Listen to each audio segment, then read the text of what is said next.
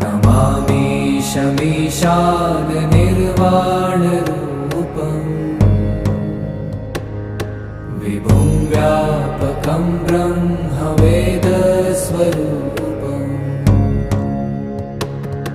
निजं निर्गुणं निर्विकल्पं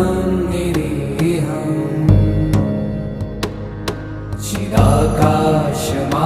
चिदाकाशमाकाशवासं भजेऽहम्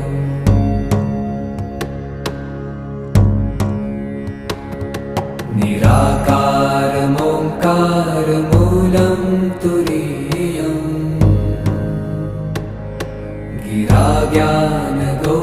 गिराज्ञानगोतीतमीशं